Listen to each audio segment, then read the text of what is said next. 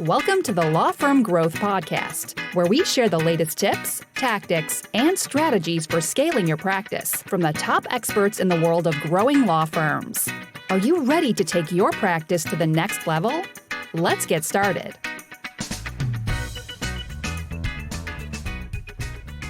Hey everybody, welcome back to the Law Firm Growth Podcast. I'm your host as always, Jan Roos, and I am here with a guest that I am very excited for, who is Steve Fretzin. So Steve is the president and founder of Fretson, Inc., a three-time author, and a guy that I cannot believe I didn't find out about until recently, because he talks about one of my favorite subjects, which is how lawyers can get more business through intake, sales, business development. We're going to get into the distinction in a little bit, but thanks for coming on the show, Steve. Yeah, thanks for having me. Happy to be here. All right, awesome. So I wanted to ask one thing, and I noticed that there's a lot of, it seems like there's some intentionality behind this, but you're very focused on the term business development. So I wanted to just kind of start off with a definition. How do you separate business development from, what some people would call intake and what I would say only the bravest in the legal space refer to as sales? It's tricky. The word sales and business development are the same. The lawyers, generally speaking, don't want to call it sales. It's a bad word. It's a four-letter word, if you will. So they came up with the term business development, and that is even so scary that they call it marketing, and it's absolutely not marketing. So it's interesting how, the gentle egos have to twist the words so that they can get comfortable. And I get why, because, I've talked to enough lawyers that the idea that in a very noble profession, okay, and to think of themselves as salespeople is absolutely against every grain and everything that they've been working for their whole career. And so the idea that they have to go out and get clients and that we call it marketing or business development or intake. Now that's sort of what we have to fall back on because of the scary word sales. Okay, gotcha. And then as far as in some of the things, I don't know, I try to follow a lot of different sources from different things. I've seen the distinction made sort of, some people refer to business development as kind of the thing that leads to the conversation. Like in a lot of situations with like a SaaS company, some people refer to like the sales development rep as a business development role, as opposed to the account executive with a sales role. Would you make that same distinction? Do you think it's kind of a different process, the way that you look at it? I mean, you ask 100 people, you're going to get 100 different answers. Right. I think my answer in being in legal business development for, the last 15 plus years is business development is the personal actions that someone needs to take to bring in new business. So whatever that involves, prospecting, networking, getting in front of a new prospective client, locking up that business through having a good process of walking a buyer through a buying decision, following through, maintaining those relationships, that's all business development. And the question I generally get, Jan, is the difference between business development and marketing. And marketing is the other piece of it, where it's the website, it's the messaging, it's the branding, it's the newsletter, it's all the things that support the business development efforts. And sometimes they overlap. But that's my feeling about business development. And I really work on all of those skills with my clients and even drip into marketing and branding. But that's sort of how I see business development. Okay, awesome. And if I could go so far as to kind of clarify, it's sort of like business development is the personal actions you're taking. And then the stuff that's a little bit different would, like, the marketing would be an umbrella that wouldn't count the stuff at scale and that kind of stuff, right? Some people have described a business development as more one-to-one and marketing more like one-to-many. Okay. So that's an easier way to break it down. So if I'm networking with you to figure out how we can help each other and refer each other, that's going to be more of a business development activity. However, if I put up a billboard on the highway, well, that's going to be more of a marketing activity. Okay, gotcha. All right. And sorry for being super nitpicky at the beginning. I just kind of wanted to get the... it's a good question. And I don't think that there's any kind of... I wish I had a more direct, this is the answer that everyone must use. It's not quite so formal. Well, it's so funny too, because I think it's like a lot of stuff in this realm too. It's like, whenever you put an ad up for somebody who's like, oh yeah, we need to hire a marketer, like you'll get resumes from people like, oh yeah, like here's my Etsy shop. I do all these designs, and they'll have people like, yeah, I've been doing extremely technical SEO for the last 10 years or whatever. It's just one of these kind of nebulous terms. But I think as far as like the personal accountability that's tied into the business development, I think it's a really, really important factor. So I wanted to actually switch and zoom in a little bit, actually, because one of the things you mentioned that I was really interested to talk to you about is networking.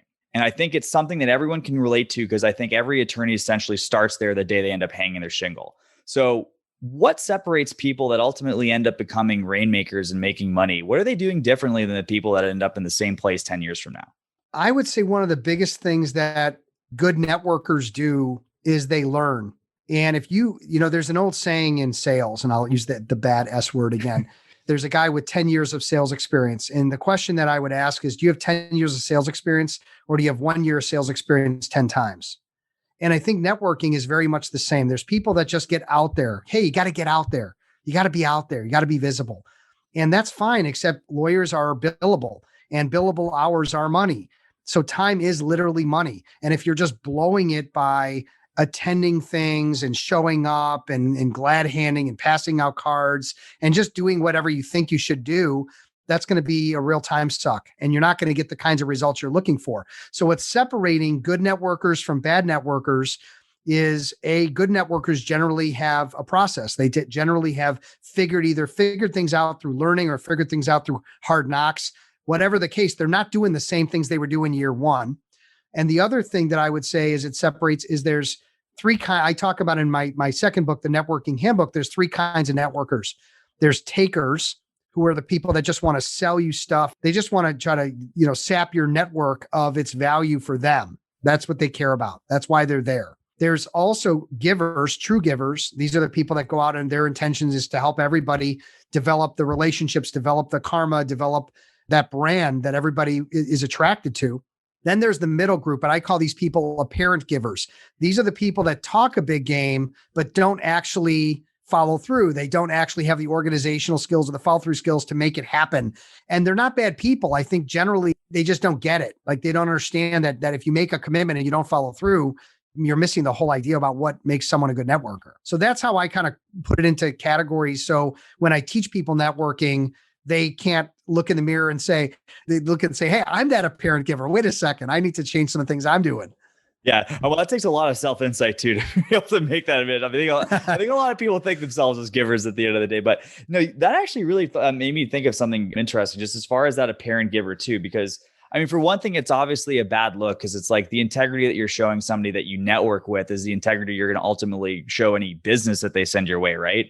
But I was kind of thinking about this. I forget who I was talking to. This was off the podcast, just in my personal life. It was just like, I think about the big referral relationships that we've had as an agency.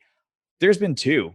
And I could probably say for every conversation that ended up turning into something that actually was closed business, I probably had 10 that ended on exactly as positive as a note, but ended up not materializing anyways. And now I'm starting to wonder if these guys are apparent givers, right? And the thing is that I teach my clients is that not all apparent givers, throw the fish back, it's too small, or throw the fish back, it smells funny. It's sometimes about being a good coach. So I consider myself a true giver. I've been doing this for 17 years. I've got a long history of networking and have figured out all the kind of the plays to make it effective and efficient. That's why I'm good at what I do teaching attorneys, because they need the process that they were never taught at law school or at the law firm level. But the point of this is I sometimes will identify someone who has a great network. They're great at what they do. Everything lines up. The stars line up. Everything's great. They just don't have the organizational skills, or they don't have the follow-up skills, or something is missing. I didn't do a very good job of coaching them to the specific person or people or type that I want to meet. So what I'm doing now is teaching my clients to take the apparent giver and at least be a good coach. And if that turns an apparent giver into a real giver for you, that might be worth something. Okay. If you do all that coaching and it still goes foul on you, well, then you know that you can move on to the next person, that this person isn't going to be someone that you're going to move upward. Right. And that's interesting too, because it's almost like a due diligence process. Like, it's kind of like, Schrodinger's apparent giver until you can, their quality until proven otherwise. Right. Yeah. Well, a big part of networking from my perspective is testing. And that sounds a bit aggressive, or it sounds a bit off-putting to some people. However, when you realize how much time you can invest in networking with the wrong people or doing things inefficiently or ineffectively, et cetera, it adds up. There are people doing 200, 300, 400 hours a year in business development, quote unquote, business development efforts, networking. They're in all these groups and everything, and they're not really getting the squeeze out of the fruit. So the idea that we could train someone, test someone, see how they play, and if they're great, keep it going. And if they're terrible, throw them back. And that's okay. That doesn't mean you can't stay friends. It doesn't mean you can't keep them on your LinkedIn. That they're not bad people necessarily, but not everybody's going to be a fit. A little bit like here's the best analogy I can give you is I'm a baseball scout and I've got to scout all the right places to find the best talent. And in doing so, I test the talent and bring the talent up to eventually make it to my major league club. Okay. However, does that mean out of 100 people that 5 or 10 come up? Yeah. It doesn't mean 100 people. I can't have 100 people on my team. How would I even follow through with all those people? And most of those people are terrible anyway.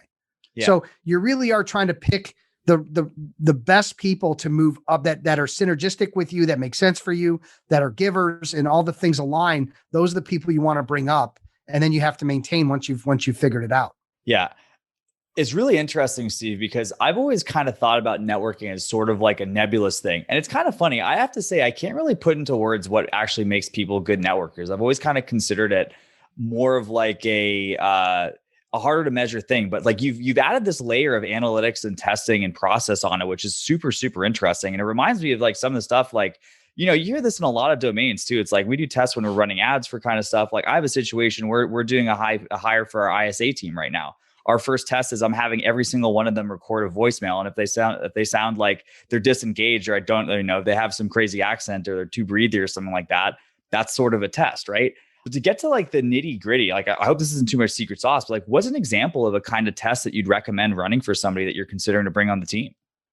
So here's something that I do so let's say that you and I are networking together for the first time and we're back having a coffee, okay, or on Zoom, it doesn't matter. And we build a little rapport. And then I say, hey, would it be okay just to make the best use of our time to set an agenda or a meeting or a game plan for the rest of our time together? And you say, sure, that makes sense. So now I'm setting an agenda. And one of the agenda items that I'm going to include is, Jan, at the end of the meeting, if we feel like there's some synergy and we want to just kind of take a baby step forward to just test the waters a bit, maybe we come up with some small way to help each other at the end of the meeting. And we'll just see how that goes. Are you open to that? You say yes, because why are you meeting with me? Yeah. You're meeting with me for something. You're not meeting with me for your health, right? You're a lawyer in criminal. I'm a lawyer in family. And the reality is that we probably run into some things that we can refer each other from time to time. Correct? Yeah, of course. However, we're not going to do that. What we're going to do generally is we're going to say, this was great meeting you. We'll keep our eyes open and I'm never going to see you again. I'm never going to hear from you again. You're a distant memory in 5 minutes. That's what most networking is. What I'm suggesting is that at the end of the meeting, we take 10 minutes and I'm listening to you talk about the kinds of people that you want to meet. And I'm taking notes. And then at the end of the meeting, I can say, Jan, in hearing what you do, I think I've got some context that could be really interesting for you. Do you mind if we take a moment to go through them? And then we do. And then I say, and just hearing what I do in my family practice, are there people that you think I should be meeting? And that I mentioned I like to network with financial planners. I like to meet with CPAs. I like to meet with other lawyers. And you give me one or two. Now we have something to do for each other. Now, that's not where it ends. That's where it starts. Now, I say to you, why don't we put something in the calendar a week from now and let's follow up and see how we do for each other. We'll certainly talk in between them, but let's make an introduction or two, see how it goes. You not only blow me off on the call that we have scheduled, but when I reply to you and say, hey, I wanted to touch base, you don't even respond to that. You didn't follow through on getting me the introduction that you had mentioned. What's my test identifying? Not You're yet. What? Are you a taker, a giver, a real giver, or an apparent giver? Parent giver, I would say. That's it. You've been labeled. Okay. Now I coached you. We talked it through and now you've proven yourself unreliable, untrustworthy, commitment broken. So I either give you a second chance because I'm desperate or I've got so many people that I just move on. For me, I'm moving on. For other people, they might give you the benefit of the doubt. Maybe you were in some terrible car accident. I don't know. Okay. These days we have to at least ask. But that's the kind of stuff that I'm doing in teaching and networking so that there is a process. There is a way to test. And it's not some complicated algorithm. It's pretty simple. You either follow through or you don't. I'm not telling you to give me your top client. It's give me something small. Give me something small to do for you. I'm going to give you something small to do for me. Let's see if you can actually commit to something. It's like that Seinfeld. Are you a Seinfeld fan or no? A little bit. Okay. There's a Seinfeld where he gets a reservation at a car rental and they say, we don't have a car for you. And he goes, well, and he's trying to understand this. He goes, but you can take the reservation. You just don't understand. You have to hold the reservation. And that's sort of the most important part. Right. And so he's goofing on in front of his friend, this agent who doesn't have a car for him and should. So that's the kind of stuff that we want to just test people out on. Well, I gotta say, what I find super brilliant about that is like you kind of see like the bloat that a lot of networking ends up taking on. Kind of like speaking to some personal experience. Back in the day, I actually started out in BNI, which was an interesting experience to say the least. But you saw these guys that were just there every single week, spinning their wheels, trying to be the best Boy Scout for the group. And you have attorneys that are meeting with massage therapists and doulas and all this kind of stuff, and they're racking up all the coffee meetings. But like the bloat really is in the follow up. It's the same thing as like a traditional sales process. Like if you can get a yes or a no, that's infinitely better for you than some indefinite maybe that you're going to be committing to a coffee meeting every 6 weeks until the sun burns out, right? Yeah, I mean, I take that to the highest extent in teaching lawyers that no is the second best outcome they can ever get to. And they feel like that's challenging for them because we're all, hungry for business and anxious for business, and we don't want to let anything go. And once they realize that by letting go of somebody that you've tested out and that has failed, it's absolute release of free time and energy and negative energy and hope. And hope is a terrible thing. Now, that is not the case in Shawshank Redemption. Andy Dufresne, hope is everything to him, right? But in business development, hope is a killer because we sit and we wait and we wonder and we hope and we think it's going to happen. And it just sits in our stomach like a knot. And I hate it. I want to understand what's going on. I want to understand what's next. What did somebody commit to? Did they follow through? If not, why not? Like, I need to know. And if it means that I can move them to a no quickly and get my time back, then I win. If I get the business, get the referral, get the next step, then I win. And that's what I'm looking for. It's I'm looking for the truth. I'm looking for what's real, and everything else that's BS and that's just mumbo jumbo. How fast can I get rid of it? No one has time for that. Yeah, I agree. And it's kind of interesting because I feel like a lot of the norms that for whatever reason have kind of cropped up in business culture, like this is something I found really funny. So I actually had a professor back in college, and he was actually a banker in Switzerland for a while. And he said basically the way that they do business over there is you don't end up asking, like you just really just shoot the breeze for the entire dinner and you don't talk about it until the check's already been settled. And it's just like, there's norms like this all over the place where like, just to play devil's advocate, it's like some people would say, okay, I'm setting an agenda.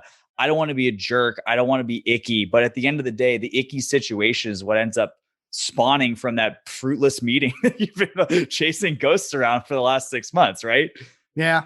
And again, agendas aren't for every single scenario. If I'm meeting with someone for the strict purpose of building relationship, period, there is no agenda. The agenda is nothing. I just want to do my research. I want to talk about things that are interesting to them. I want to ask a lot of questions.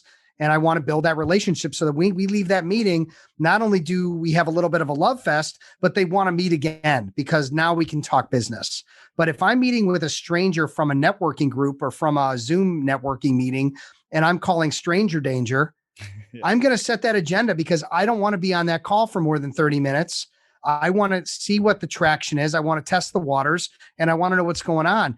And if I set the agenda like this, in order to make the best use of our time, Jan, would it be all right just to set a quick game plan for our meeting? If you don't agree to that, you're out of your mind and I want out. Yeah. Because what I said was to make the best use of our time. If somebody's not interested in making the best use of our time, then why do I want to spend any more time with that lunatic? I'm out the door. Yeah. Okay. That's the first test. They don't agree to that. Get out. Right. And then the other tests are a little easier or a little more challenging, I should say, down the road. Anyway. Yeah. So you're kind of making this is kind of reminding me of some other stuff too. So I think one of the challenges that I see a lot of people having with networking in general that I'm seeing hints of how the process can fix this is that basically like, think about the person who's holding, a weekly or a monthly or a quarterly quota.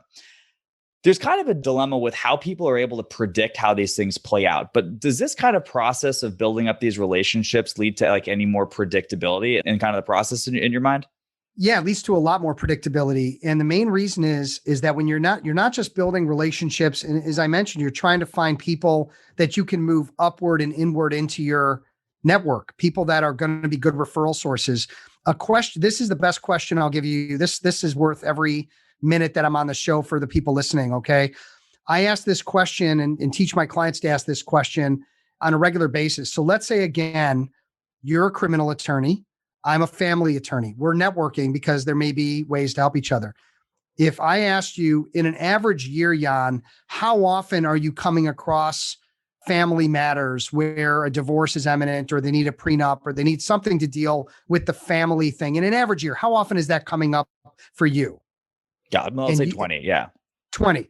So you say 20, maybe I want to find out what you do with those people. How are you handling them today? You might say, Steve, I've got 10 family lawyers I've known for 20 years that I would feed that to, and you're on the bottom of the list. Well, that's very different than I just tell them I don't do that.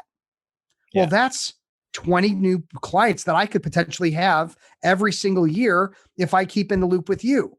So we're qualifying people in this testing process. It's also about qualifying, which is a very important word. And one of the top qualifiers is, does the person have the ability to refer?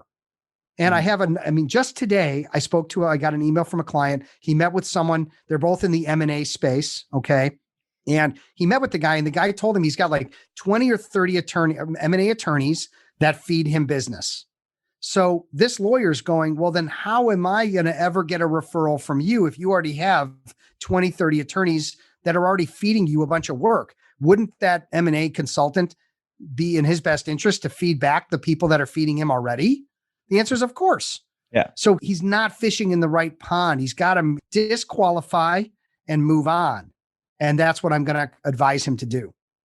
Yeah. Even though I made the introduction, by the way, I did a poor job of qualifying enough for him, but they're both in the same space. I thought there could be something there and there could have been. Turns out there isn't, and move on. That's okay. Yeah. This guy needs to save some time anyway. Yeah. So actually it's kind of interesting. So obviously this isn't a practice that a lot of people follow because you see a lot of really dumb, fruitless like relationships that are persisting for a super long time. I want to transition a little bit to mindset. How much do you think the result is today with people not doing this because they don't know the process? And how much do you think is because people don't want to ask that question and find out that their golden referral source is really a dog at the end of the day? Well, are we talking about mindset to do business development, to go out and do it and get it and be that lawyer, that type of thing? Yeah. Okay. I would say it's 50%.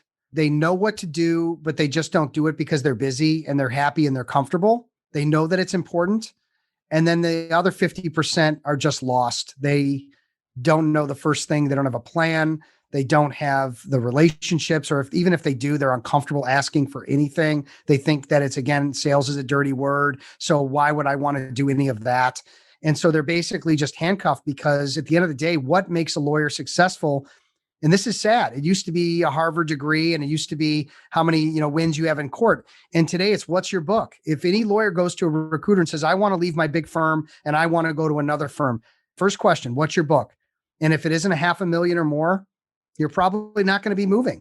You're going to stay where you are in most cases, unless there's an opening or a need. So this is an important thing, but it's not for everybody. There's always going to be people that just want to crank out work and do everyone else's work with everyone else's clients. That's fine. That's why I really only work, Jan, with the top 5% of what I would consider ambitious attorneys. So it's not about intelligence. It's not about pedigree. It's not about what firm they're with. They could be a solo. They could be at a big firm. They could have a $10 million book or no book at all. I don't care.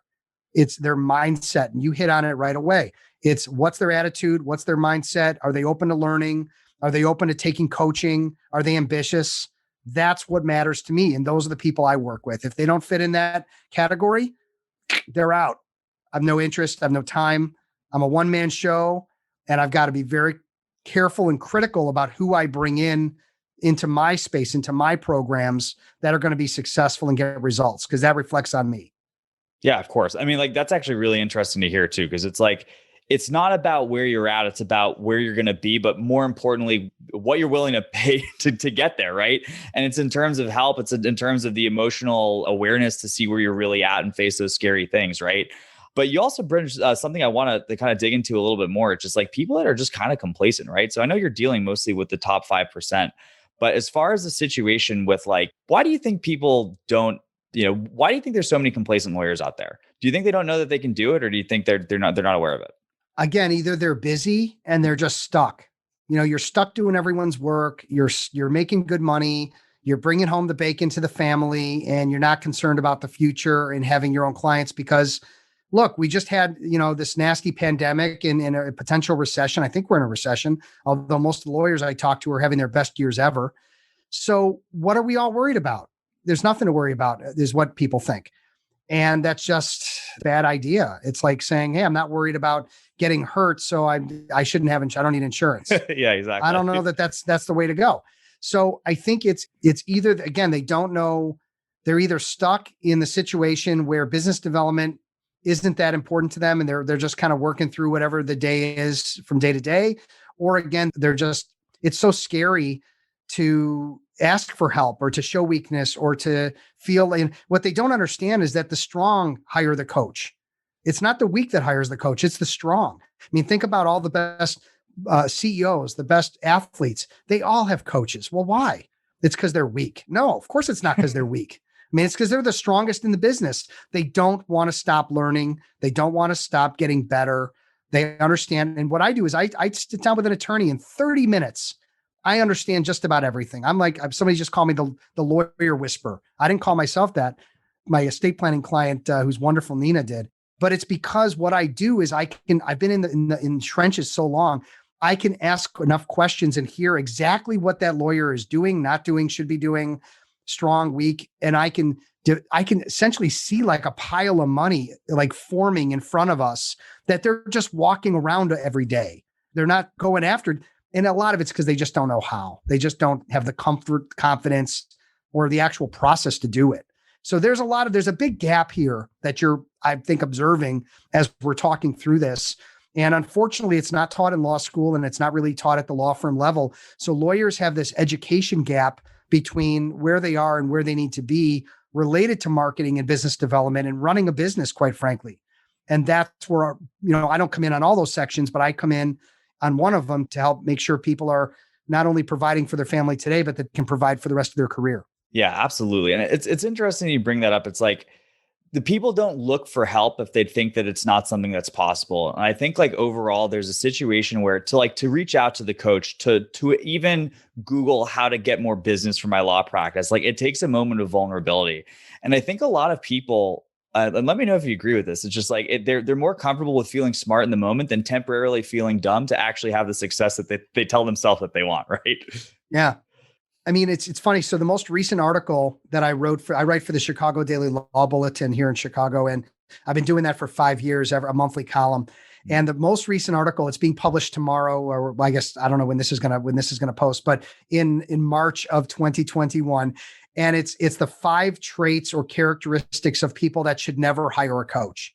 And so I go through the actual 5 points of what if someone's reading that and they go, oh, that's me. I'm a narcissist. I only, this, that, and the other, or I'm short-sighted, or I'm this, or I'm that, then a coach is not for me. And it's a little tongue in cheek, but it hits the point that coaching isn't for everyone. You really have to be a little vulnerable and be open and be, coachable to want to improve something. I don't care if that's becoming a better musician, a better cook, or a better lawyer. I mean, think about the lawyers. Could you be a good lawyer without a mentor, without somebody taking you into court and helping you get through 10 trials? Hell no. Yeah. No one's doing that. Business development's no different. You need help. You can't do it on your own, or you're going to spin through a lot of hours, which again, it has worked for some people. Yeah, for sure. Okay. Yeah. So I want to move towards imagining somebody who hits 0 of those 5 filters. So somebody who's good, they're ready to rock, they're good to go. Yeah. Okay. So let's talk about goal setting for a second. Cause I know it's like, we haven't spoken about your specific coaching process, Steve, but I'm sure that goal setting is part of it. So let's kind of take through, how do you end up figuring out, you're talking about visualizing the pile of money. How are you kind of assessing what somebody's potential is? And how hard do you encourage people to lean into those goals? How big is too big? So it's what I call realistic, but hybrid realistic. So what we do is we look at, so let's say there's an attorney who has $1 million book and wants to grow it from there. And we identify at the full service firm that he or she is not cross marketing at all, meaning bringing in no business for anyone else other than him or herself. Okay. That could be one pile of money. Then also this same lawyer has 30 or 40 clients that believe that she walks on water, a most amazing lawyer, compliments flying every single month. Okay. And has never leveraged those clients for quality introductions to get into, to meet other general counsels, other CEOs. That's another pile of money we just identified. Okay. And the list goes on and on. We can keep going until we figure out like what are the best 2 or 3 things that lawyer should be doing. And based on execution on those 2 or 3 things, what does the growth look like? And also, how much time does that lawyer have? If the lawyer's billing 60 hours a week, they're not going to spend another 20 a week doing business development, really. Yeah, at least not for long. We have to also look at, well, right. Or can we figure out how to delegate? I mean, that's another thing I help lawyers with is they're doing way too much and they're not delegating to associates. They're not delegating to paralegals. They're not outsourcing marketing. They're not outsourcing things, administrative burden. And so it's all about efficiency. So how do I clear out the space so that the lawyer has an opportunity to really hit it hard and go after the things that we agree make sense? So it's about it's about having a written plan. And within that plan, we establish what the numbers are and the goals are. And then we break it down into actionable, tactical things that need to happen every single day. And if they do, the result is that type of dramatic growth. If they commit to things and then blow it off, or commit to things and don't execute, well, then again, we're leaving it out in the wind, and whatever happens, happens. I try to disqualify, again, working with the top 5%. It disqualifies a lot of people that aren't going to follow through. I mean, between the time they invest with me, the money they invest in me, and the commitment that I'm asking them to make, I make a lot less mistakes than I used to as far as bringing in the wrong people who promise the world and then don't follow through. And that doesn't mean emergencies don't happen. Babies happen, right? I think you've heard that babies happen. Yeah. Courts used to happen. There's things that stand in the way between lawyers and business development and putting their foot down on the pedal. We have to work through them. We have to always work through them, and it just never stops. We just have to keep pushing forward. That's what anyone would do who wants to change and grow and evolve. You can't just say, "Oh, woe's me." Yeah, gotcha. This might be a softball, but you mentioned daily activity, right? Why not monthly activity, Steve? Why not weekly activity? It could be daily, could be weekly, could be monthly. Okay. It's really up. Yeah, I'm sorry. It really depends on how much activity the lawyer needs. And so let's say, for example, that we agree that you want to get in front of, three new people a week. Well, you could take 15 minutes on a Monday morning and send out 5 emails, and 3 of them come back as appointments. Well, there you go. So that 15 minutes led to 3 30 or 45-minute meetings. And so there's your weekly activity, and that'll add up for the month. If somebody wants to do less, they can do less. It really depends on what goal they're looking for and how quickly they want to get there. Okay, gotcha. And then as far as how people are keeping track on progress, it's like, do you recommend any sort of like tools or, I don't know, like tracking systems, CRM, that kind of stuff for keeping track of all this? Yeah. So I'm friends with, the folks over at Lawmatics, and I'm friends with 1 or 2 other folks that do CRMs for lawyers. And that's fine. If I can get someone on a CRM, that's always the best way to go. The reality is that 95% of the attorneys that I come in contact with and work with, they don't want another piece of software. And that's unfortunate because it would really help them with efficiency. They just don't want it. So we end up putting together what I call a success journal. And this is where they track their daily activity, weekly activity, and we are able to review it together. And for me as a coach, it's amazing because I'm getting their daily, weekly, monthly stats. And so again, can a baseball batting coach help someone without seeing them swing and without knowing their stats? Probably not. So I need that same kind of information from my clients. And then I'm able to really, pinpoint where the mistakes are happening, where their conversion issues are happening. And that way we're able to make better decisions about how to make improvements. Okay. Yeah, that's really interesting. And I think this is something I've spoken about on, I think I did this on a webinar not too long ago, but basically, yeah, it's I feel like a lot of people look at the whole process of getting new business as such a binary. It's like, did we hit our target or did we not? And it's like, well, it doesn't matter. How many emails did you send out? How many meetings did you have? How many consultations did you have? There's always more granular levels that somebody can look into to kind of see where really the red dot to focus on is and whatever's happening in the process. But another thing I wanted to reach out to, which I think is really interesting, I don't think enough people talk about, is this whole thing of client referrals. Why spend time trying to, get in front of the person who has 30 other lawyers that are referring to him when you have these people who know probably the most high resolution view of what exactly you can do as an attorney. I think it's kind of uncommon. And I'll actually just kind of speak to something that I've always thought about a lot. When do you ask for the referral for a client, right? I think there's always kind of a feeling of closure. And I always find ourselves, and honestly, like I have tough times recommending this for the people who are client success managers in my business, because there's sort of a sense of closure after the services have been rendered. But you always tell yourself you're going to ask for the referral later, right? So when do you ask people to go ahead and ask for the referrals? Yeah, it's a great question. And the answer is it depends. If you're doing a real estate closing, you might have to do it at the end of the real estate closing, because if once they're gone, they might be gone for a while. If it's one of these institutional clients or relationships that's ongoing, well, that makes it a little easier.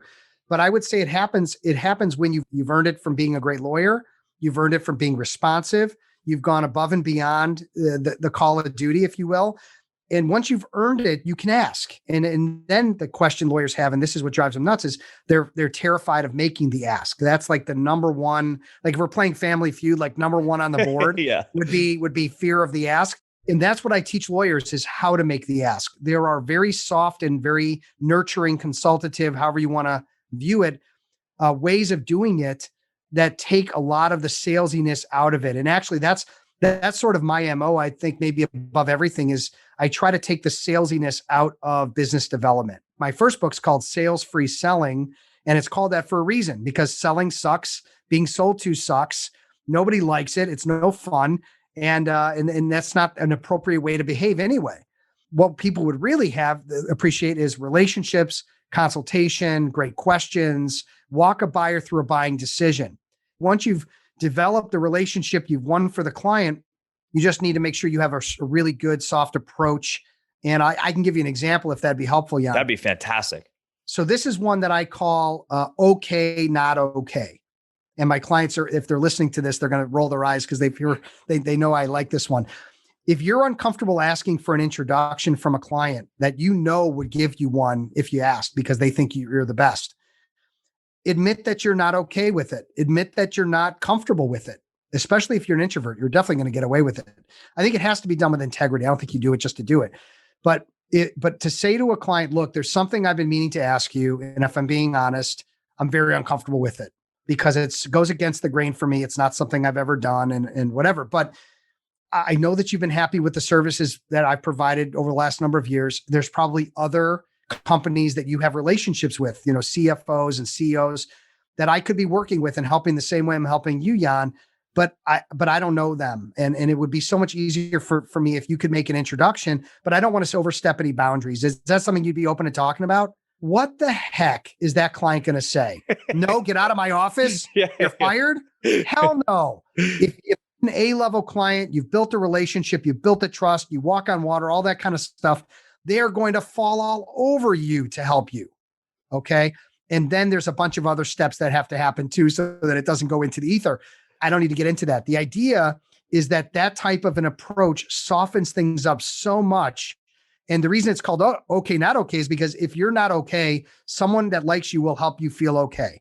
That's common, psychology. It's not fancy, but it's the reality. If I'm not feeling well, my wife will say, you don't seem like you're not feeling well. Can I get you a Tylenol? I mean, that's just what she's going to say, right? Because she cares about me. If somebody doesn't care about you, then they're going to go, hey, it sucks to be you. And then, it's bad. Yeah. Kick rocks, buddy. But your A-list clients, your top 10 A-list clients, if you have that kind of an approach and you've earned it, they're going to fall all over you. And that's a proactive way to get business in the door versus sitting around waiting. And it's not that they don't want to refer you. It's that they just don't know how. They're not thinking about it. They're busy. You have to help them help you. And that's really what's missing is attorneys aren't realizing that this is something that has to be done proactively now more than ever. 20 years ago, maybe not. 20 years ago, the phone just always, my father's a retired attorney. I talk about him all the time on my podcast. He never had to make a call. He never had to attend a networking event. He just was awesome. That's all that mattered. And today there's too much awesome and not enough of intentional business development to get what you need to get in order to stay, sustainable and relevant moving forward. Yeah. Steve, I want to be respectful of your time, but we could go on to this for hours, man. I've had a really great time. Yeah. So I want to say, what's the best place for people to find you if they're liking what they're hearing?